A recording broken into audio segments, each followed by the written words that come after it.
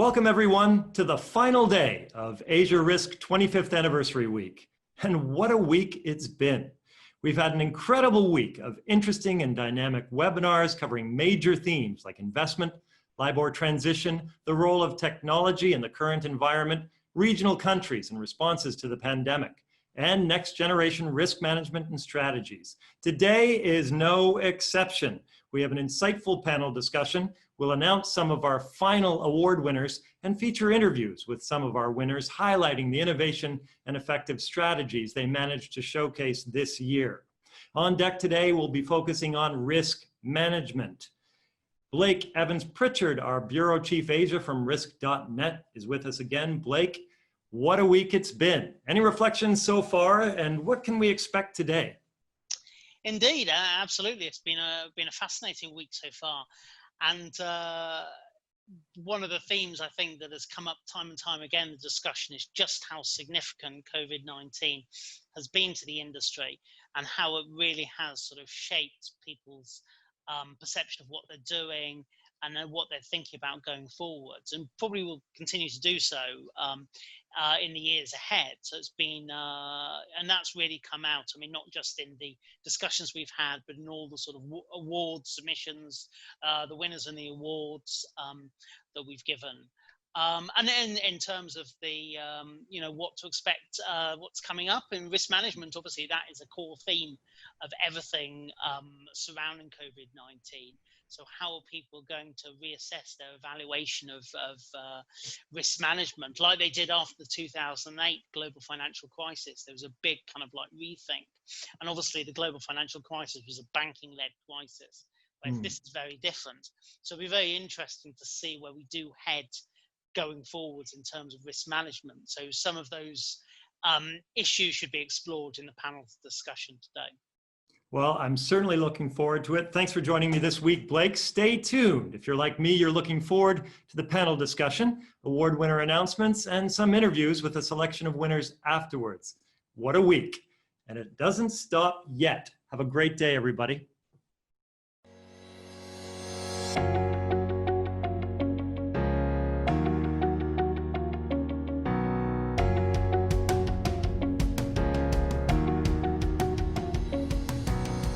Hello and welcome to today's panel discussion on risk management and what lessons might be learned from this latest crisis. My name is Blake Evans-Pritchard and I'm the Asian Bureau Chief of Risk.net.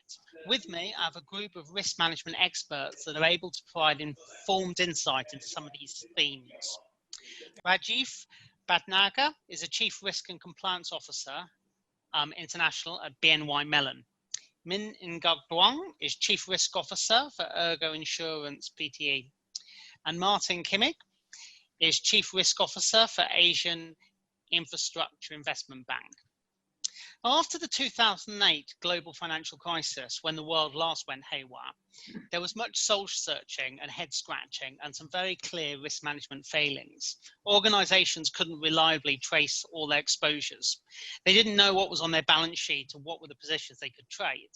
Capital levels were insufficient to cover such extreme losses. This time round, though, it's rather less clear what should be done. This wasn't a banking-led crisis. In actual fact, the financial sector has held up rather well. So what are the lessons that need to be learnt here? And is there any action that should be taken? So for some thoughts on this, for some introductory comments, let me turn to the panelists and get their experience of what the crisis has been for them. So Rajiv, maybe I can start with you. What is your experience of this latest COVID-19 inspired crisis been? Yeah, thanks, Blake. In terms of the crisis, I think it has surprised all of us. The length of the crisis, how the events have unfolded, and how widespread it has been around the world. It has definitely surprised us and all the organizations around us. We started the crisis thinking this is just a business continuity problem.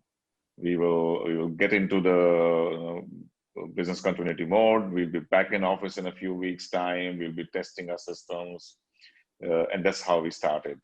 And I think as it has unfolded, it has kind of reached different dimensions. It's probably touching every risk category at the moment. It has a lot of implications for employee resiliency.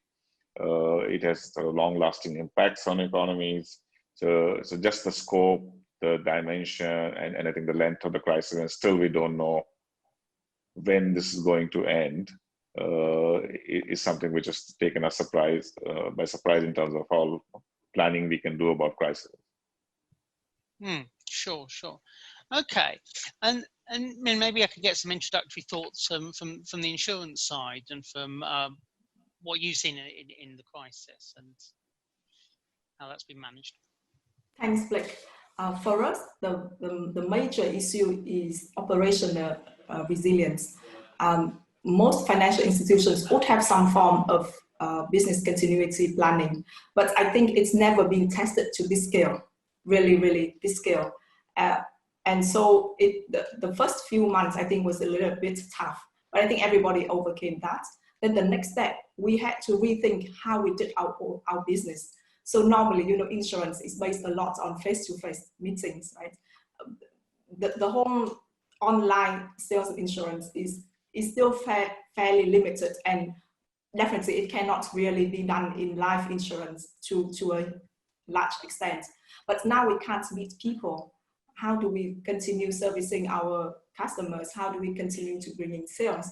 And we also don't want to be sending a lot of mails and paper. So the digitalization process, which already started for insurance companies before the crisis, suddenly had to speed up.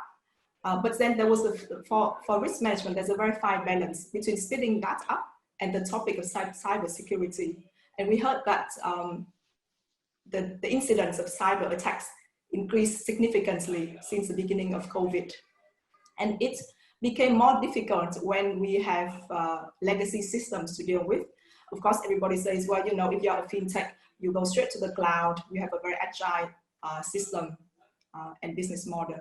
But for 100, 200, 50 years old insurance companies with a multitude of legacy systems, that's going to be a challenge. Okay, thanks. So it's interesting on the sort of legacy part. I was going to turn to sort of Martin now for some sort of introductory thoughts, because you're obviously sort of you're Chief Risk Officer at a somewhat newer organization. So what has your experience been of this crisis? So we are designed to step up lending during crises. So we are AAA, we have a very strong balance sheet. We hold liquidity for levels where we don't have to even tap the markets for 1.5 years. So we are designed to do crisis lending. However, this crisis was not in our playbook. We obviously do massive stress testing, financial losses, expected, unexpected losses. The big thing now is that we are stepping up lending in a more difficult operating environment. And we obviously had staff working from home for over 3 months. Now 2/3 of the staff is back. We're fortunate of not having any legacy systems. We are completely cloud-based. So we didn't have any system constraints. Also, we've had very little operational risk incidents. We have to see what's happening in the long run. As I said, sort of initially, things have been working, but obviously our normal business modus is challenged. We are also, like my colleague from the insurance company, do due diligence face-to-face with clients. And now we have to do things remotely, or we rely on consultants on the ground. Also, people working from home, there's not the same, the system control, but the social controls are not in place. So we rely a lot on culture. We're a young institution. We have certainly built a certain risk culture to date, but we are not an institution that has an ingrained culture like JP Morgan or Citibank. Or other thing is we are growing, we are hiring. Obviously, onboarding staff, mentoring staff is very, very difficult. And thirdly, our business model is challenged. So we have to think about products. Today, it's essentially We do a lot of budget finance for governments. We don't do classic project finance because this crisis leads to a massive fiscal expansion of public debts, while the old crisis was purely a monetary response in terms of interest rates. So we're also going to have to see and consider how the long-term debt sustainability is being affected by the crisis. And a truly global crisis. I mean, 2008 was not a global crisis. Asian crisis was not a global crisis. Latin America was not a global crisis. Even the supply oil shock was not a global crisis because you had oil importers and oil exporters. This is a truly global crisis. And sort of to that extent, we have no reference against how to judge this. Okay, sure. So, I mean, thanks for everyone for the introductory thoughts on the experience. I sort of wanted to sort of go a bit deeper on some of those some of those points and look at kind of like what lessons there are to be learned from the crisis. And I guess everyone's kind of like in the middle of still sort of feeling their way through this crisis. We're still kind of in the eye of the storm and things are still sort of going on. So people are working out kind of like the sort of best responses that organizations should have. So what are the kind of you know, lessons that we can sort of learn from here? I mean, what has held up well? I mean, obviously since 2008, there have been a lot of changes, a lot of improvements, which has meant that the system has held up maybe better than it would have 10 years ago. But I mean, I think you sort of mentioned, you know, operational risk being sort of a key thing. So is that the kind of like area that organizations need to start focusing on?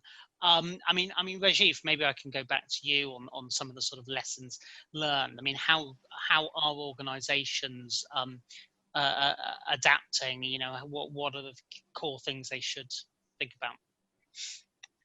Yeah, and I think, as you said, Blake, this is a bit of an evolving journey.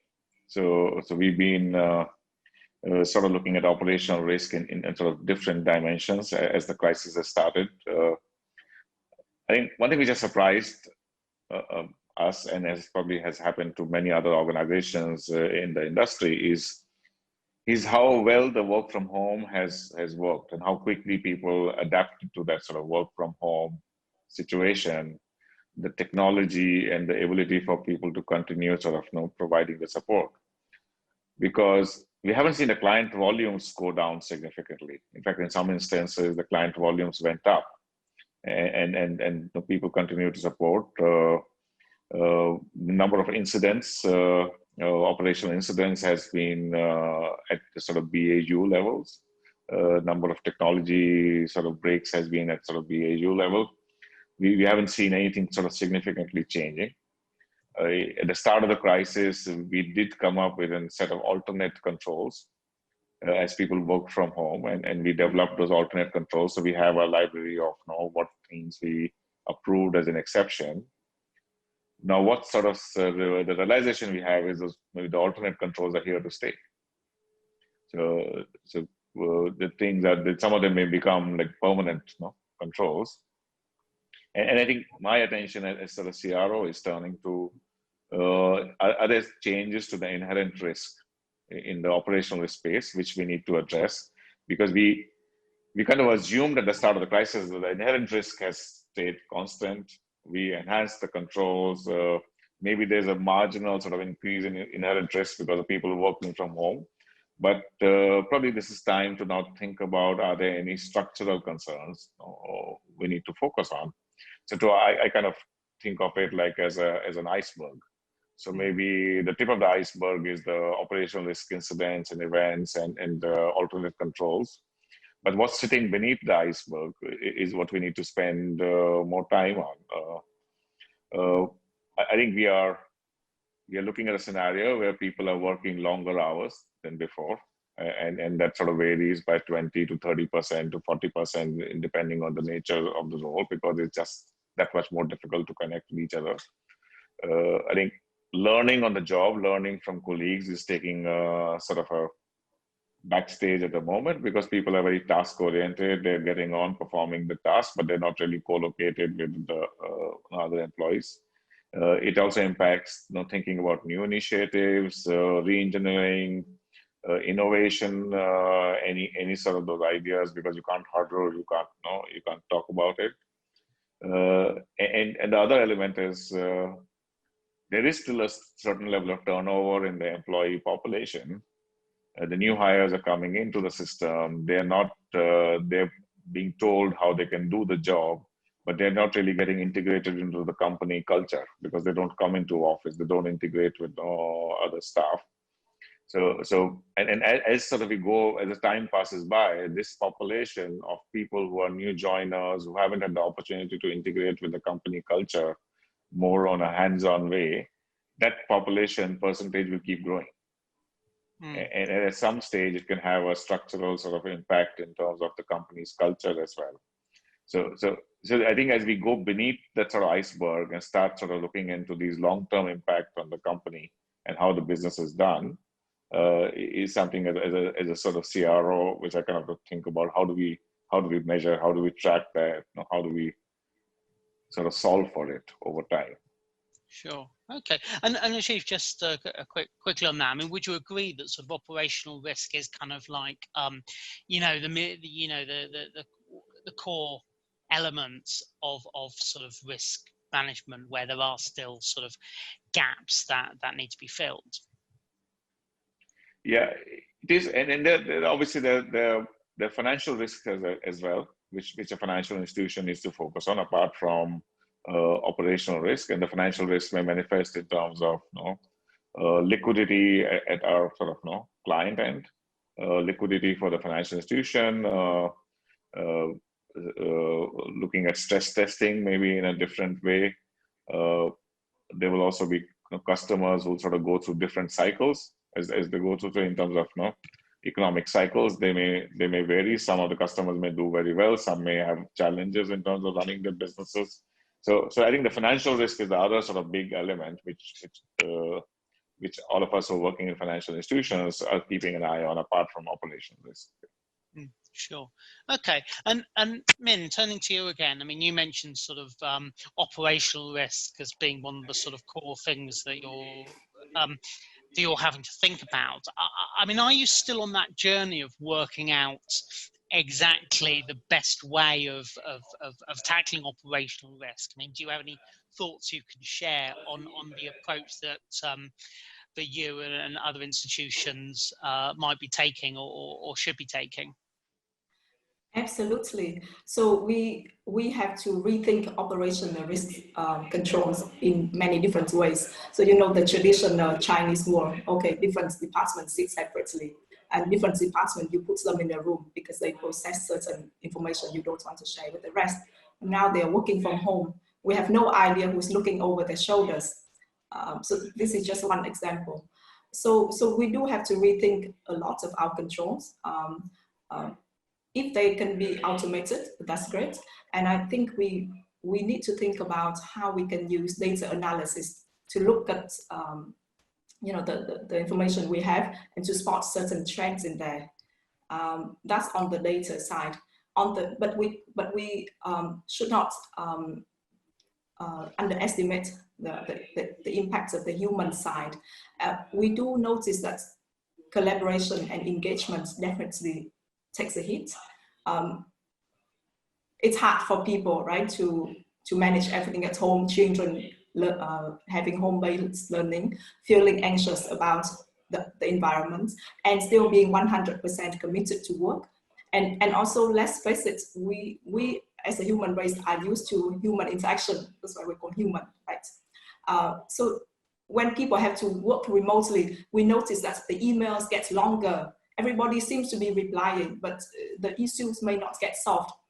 So here we think that there could be a long-lasting impact, on efficiency, on cost of doing business, on collaboration. And this, I think all organizations are still trying to work it out. So you see various initiatives, people are given days off to recharge. There are now guidelines on how you should cooperate and collaborate remotely. But I think there will be some adjustment, but hopefully we'll find a way to get back and still be able to cooperate in this kind of new environment. Sure. And Min, just a quick follow-up on that. I'm curious as to what extent some of these changes that are being talked about are kind of like longer term, sort of, long term and can benefit the organization long term, and to what extent they're just kind of like a reaction to the current crisis, because presumably at some point the working from home status will start to ease and people come back to the office. So will these like operational changes, is the idea it will benefit the organizations long term? I think there will be a long-term positive impact. This is also in the context of speeding up digitalization. So we will have less reliance on manual controls, manual processes, enhanced manual controls. So this is a very welcome impact. So in a way, this crisis is helpful to the second line of defense. Sure. Okay. And Martin, I mean, it seems from what you were saying earlier that a lot of your sort of operational systems held up well. You got a lot of the stuff that you're using clouds and technology anyway. I mean, are there sort of changes that you would be looking at, on the back of lessons learned from this crisis? Yeah, look, we were all sort of tinkering with the digital vision before the crisis.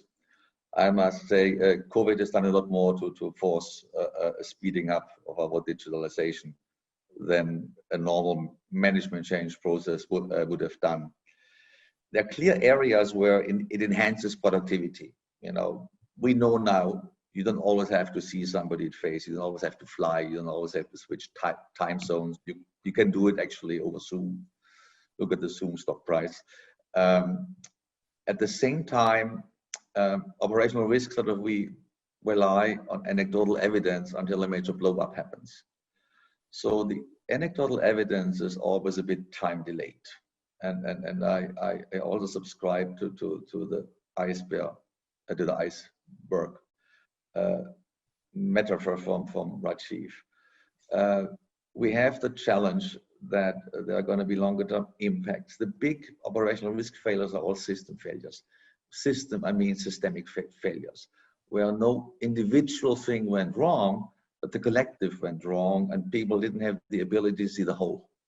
And that is a major risk sort of when you're all sort of isolated and have your little tunnel vision, that very few people have the ability to see the whole. So we have to see, whether something like this can happen.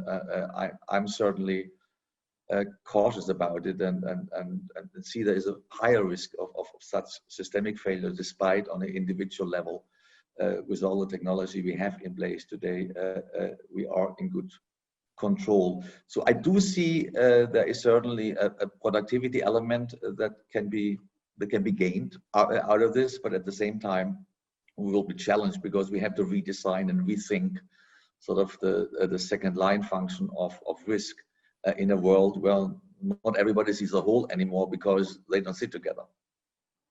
Sure.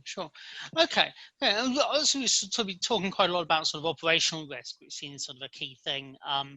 But Rajiv, as you mentioned, there's sort of other kind of like sort of financial risks to that you as a risk manager need to think about. And you mentioned kind of like liquidity there, which obviously was quite a big sort of problem as this pandemic suddenly took hold. Then the kind of like liquidity, there was a liquidity problem, and a lot of central banks had to pump money into the economy, and they did do that quite efficiently, quite effectively, quite quickly.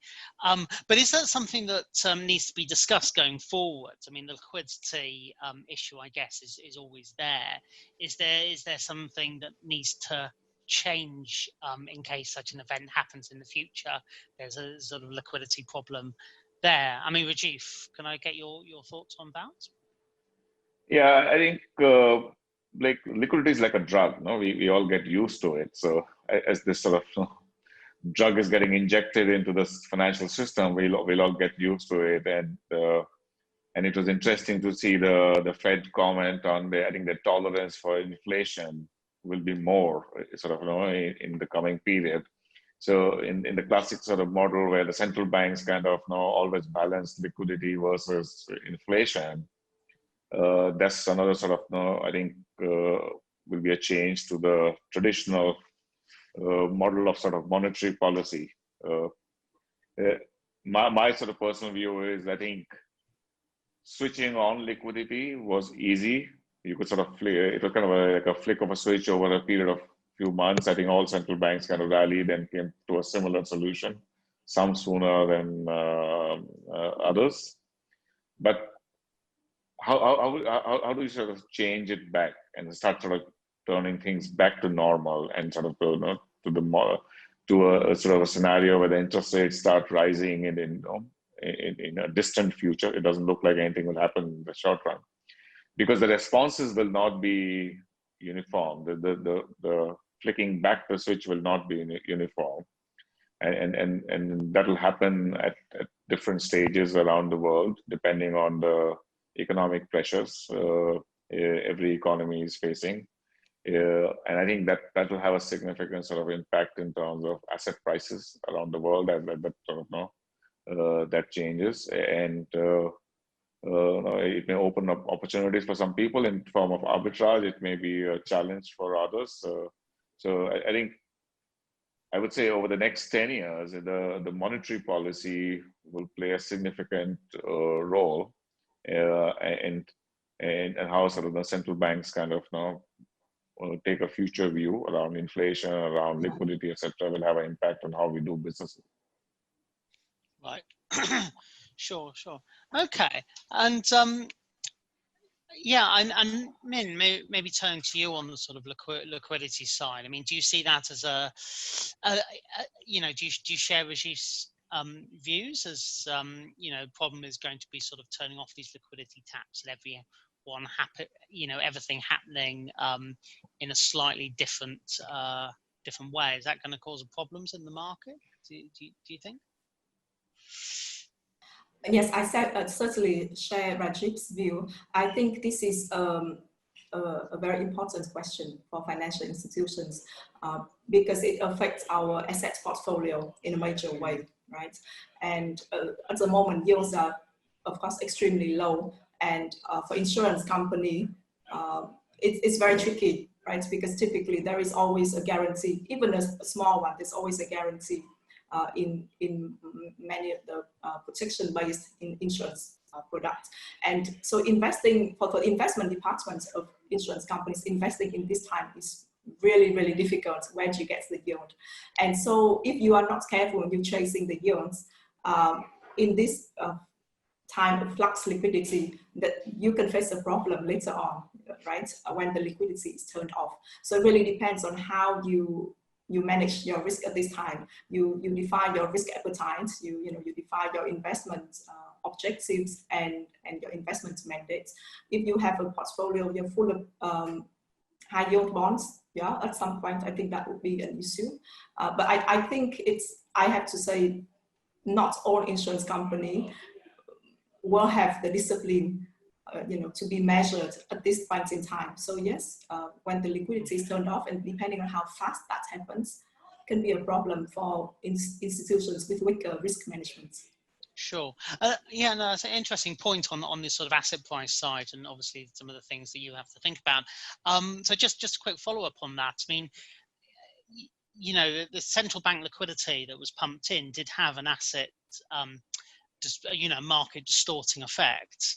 And was it, should it be the role of the central banks to think of supporting the markets through the liquidity as they have done, or should the next discussion, the lessons learned post-crisis, should that focus on this liquidity piece and say, if this happens again, maybe there should be some sort of market mechanism that stops this liquidity crisis happening? Or is that kind of like a very difficult discussion to have? I mean, do we need to start having that discussion? I think liquidity, handling liquidity in a crisis like this, is always important, and I think it definitely requires concerted government efforts. But it's not only in this crisis, but we've seen the same patterns in various other crises, right? And but in this crisis, it kind of played out as a risk manager would expect. There will be days of absolute fear because nobody knows what the future is going to be, and liquidity is tight. Sure. Okay. And Martin, well, what are your thoughts on the liquidity piece and what's going to happen post-crisis as central banks have to respond to this? Yeah, I mean, look in a narrow perspective, the central bank as lenders of last resort is a more efficient mechanism to provide the ultimate liquidity support in a system, because it's too expensive for commercial institutions to keep liquidity buffers beyond a certain threshold. So ultimately, the lender of last resort is an efficient body to do so, and I think the central banks have learned a lot and have coordinated very fast to react to imbalances. Look, ultimately, debt has to be paid back. We have a massive expansion of debt. I mean, there are various ways to pay it back. You either raise revenues, you can do that by having high growth rates. Now we're also very mature economies in age brackets that are not growing as fast anymore. So at least for the G20, the average age has grown, and so we don't see the growth rates of 4, 5, 6%. You can tax it, that's not very popular, or you will accept inflation to some extent. Somewhere it has to come from, and because this is just a debt that future societies have to pay back our children and grandchildren. So one way to do it, which might be socially more acceptable, is a certain level of inflation. But I also just wanted to turn maybe something very specific to our balance sheets. Most of us are now under IFRS 9. And you might have noticed we have moratoriums in countries, so some, they're still accruing income. But when you look at these portfolios, 20% often impacted by moratorium, some cases even 30%. You might have a mortgage provider, it's still accruing income. And then an institution has to switch to IFRS 9, and that is forward-looking. So the change of provisioning levels that is suddenly hitting straight income through IFRS 9 is very significant. You're moving 12 months provisions to lifetime provisions at a lower rating. So the effects on profitabilities have not been seen yet. So I do also see a very specific financial impact to financial institutions. On our end, we certainly have been increasing impairments as a consequence of IFRS 9. So I think there's also a very specific impact. It's not just capital; it's also income that is being significantly affected here. And in IFRS 9, you have to forecast, and so the economic forecasts vary widely. Sort of, you have a scenario as essentially we soon gonna have a vaccine. This being over soon, or we have scenarios that the vaccine case is not progressing as fast as possible, and that set of forecasts and scenarios are very, very different. So the mean today is the mean of two extremes, of two extreme forecasts, but it's more a binary option rather than a real a normal distribution. Sure. Okay, and so I think we have just a few minutes left. So it'd be interesting to sort of throw things forward a little bit and look at what concrete things are going to happen sort of post-crisis. So, after the GFC in 2008, there was a huge amount of regulatory response came out of that. A lot of organizations have found they had to deal with a slew of new regulation that was coming out. Presumably kind of like the response after this crisis won't, on the regulatory side, won't be so kind of like sort of heavy. But what will the kind of discussions look like? Both, whether there's need for any kind of like new regulation to come about, and also, you know, how organizations are going to kind of like update themselves. So I'd like to get just some closing thoughts on that. Rajiv, maybe I can turn to you first. Yes, Blake, and maybe I'll sort of throw something out there in terms of the working from home model. And I think if this sort of lasts and is here to stay, we probably might see some changes in terms of labor laws, in terms of government kind of impacting, taking sort of views on that, because the labor laws and everything are very traditionally sort of around people coming into a workplace and working. You know, you go to your workplace regulation, etc. This could also drive sort of a movement towards more sort of contract work, because you know, people sort of then start thinking of work in a modular way and working from home, and then it doesn't need to be a traditional sort of 9 to sort of 5, 9 to 6 kind of a work day for people.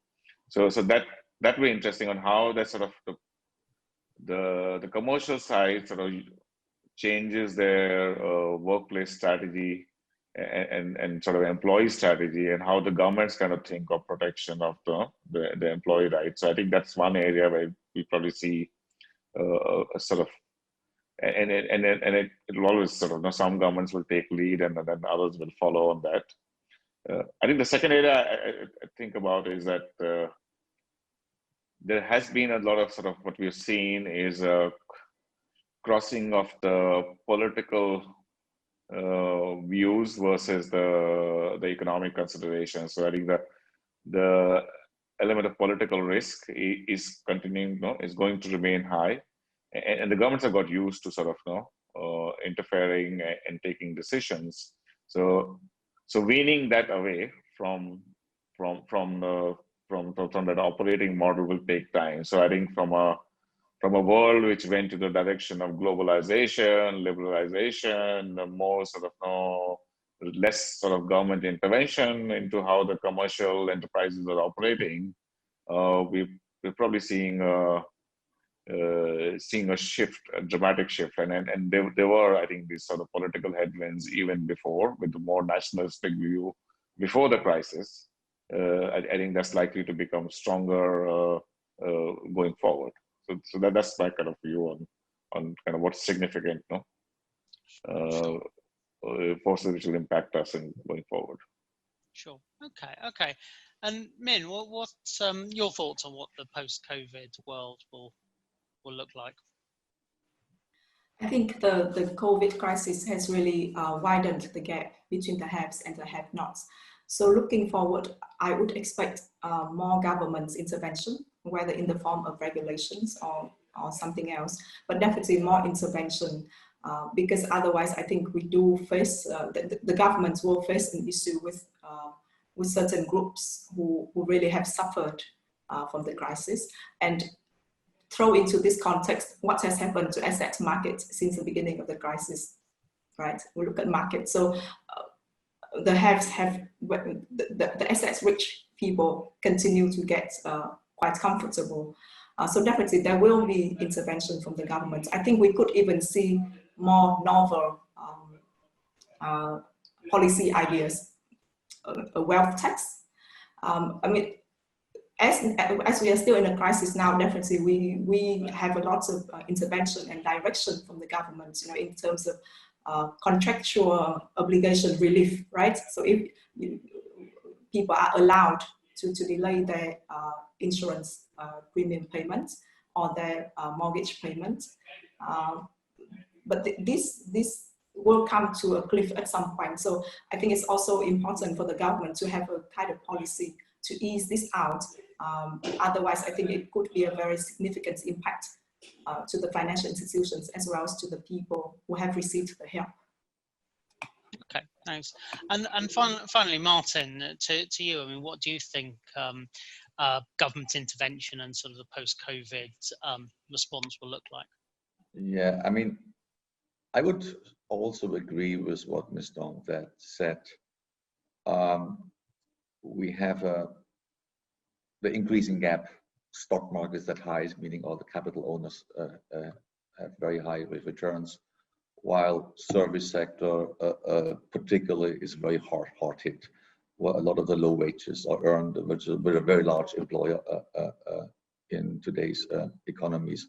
There's going to be a lot of pressure for intervention. The other thing you asked at the beginning, what did we learn out of the global financial crisis, and how does this affect today's crisis?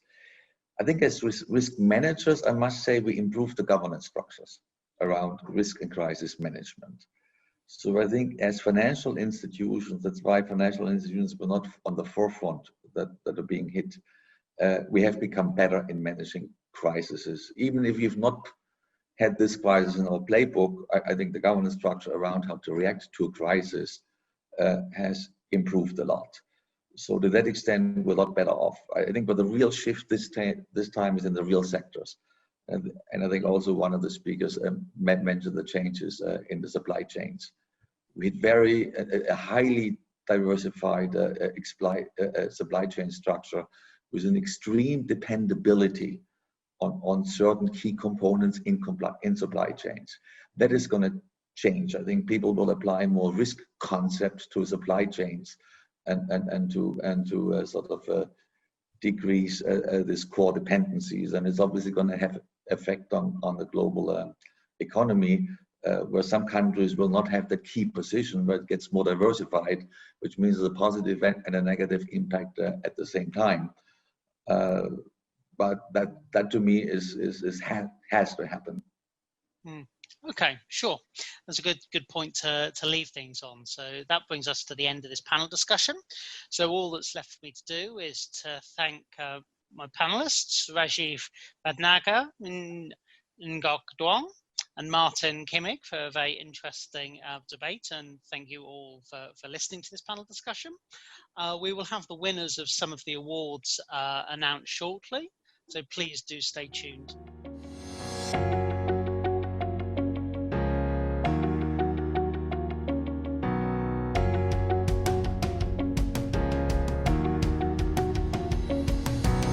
Bank Risk Manager of the Year, Bank of the Philippine Islands. Quant House of the Year, UBS. Derivatives Law Firm of the Year, Linklaters. Consulting Firm of the Year, KPMG. Crisis Response of the Year, Deutsche Bank.